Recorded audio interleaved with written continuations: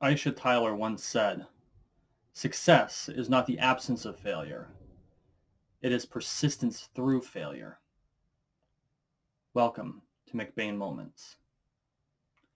Before I get started, if you are new to my channel, I want to welcome you to the Manor. Please make sure you take a moment to subscribe down below. We're on the road to 13 million subscribers, one subscriber at a time.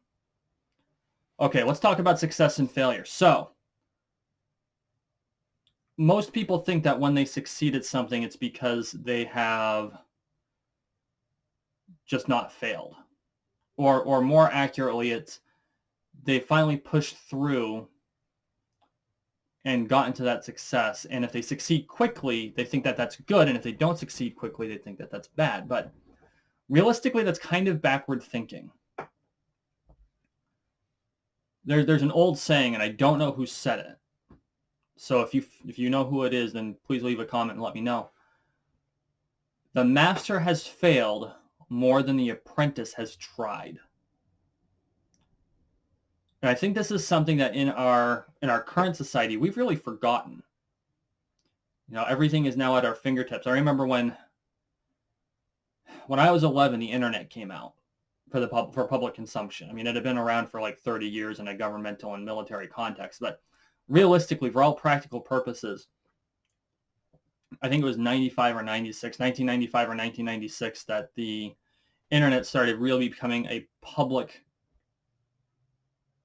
idea, something that people could get onto and actually look things up. You know, you had it wasn't nearly what it is today. Now it's the sum of all human knowledge and, you know, misknowledge, but it was new and it came all at once.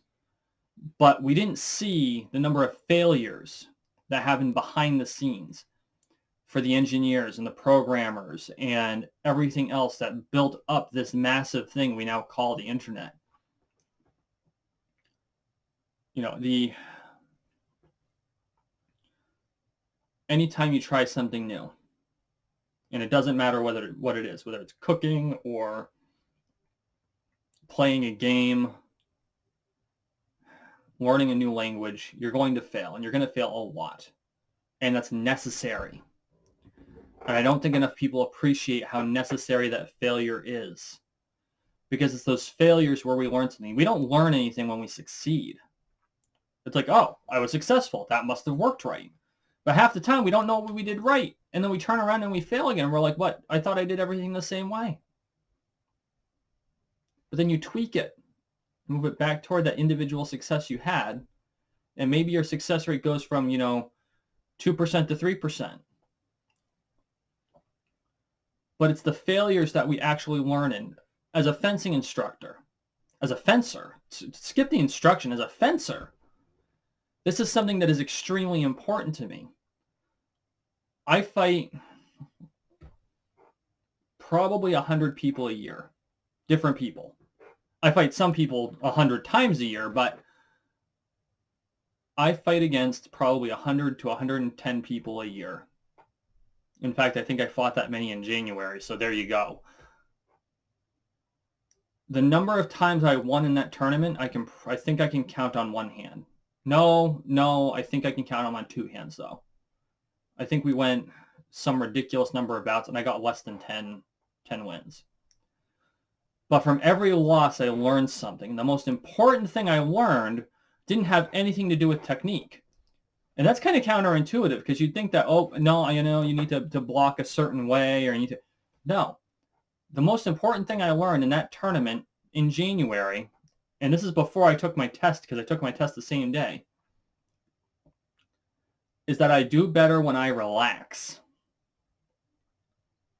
And that's counterintuitive when you're fighting. When you're fighting, you would think that, tension and being ready and all up and go. No. I do 100% better when I am completely relaxed because I'm not overthinking things. And that was a hard pill to swallow. That was a lesson. That was a big lesson. And I failed a lot that day. But it was those failures that taught me the lesson. When you set out to learn something, when you set out to do something, you're going to fail. And at first you're going to fail a lot. But every failure, you need to look and review and go, okay, what caused that failure? And at first you're not going to know. It's going to be like, well, I don't know. I've never done this before. It could have been any number of things. So let's try one little thing different. And then you try two little things different. And then maybe you try four little things different. And maybe something goes right. So you have a partial success. You know, the overall thing may have failed, but you have a partial success. Okay, you've gotten past step one. And through each failure, you persist. You persist through the failure. You insist on keeping going. See, persist and insist aren't that far apart. They rhyme, obviously. But it's your insistence to persist that will get you to success. You can accomplish anything.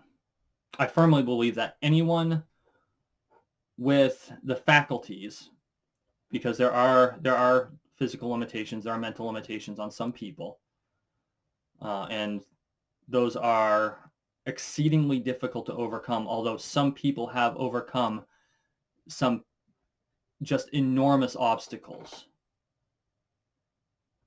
You can accomplish anything you set out to achieve if you're willing to persist, if you're willing to do it enough times. This is why I insist on iteration so much. And I know I beat that dead horse all day long, but this is why I insist on iteration. Because as long as you persist, you're going to get there. Let me know what you think. Thank you for watching. Once again, please make sure you take an opportunity to subscribe if you are new. And I will see you next time. This has been a McBain moment.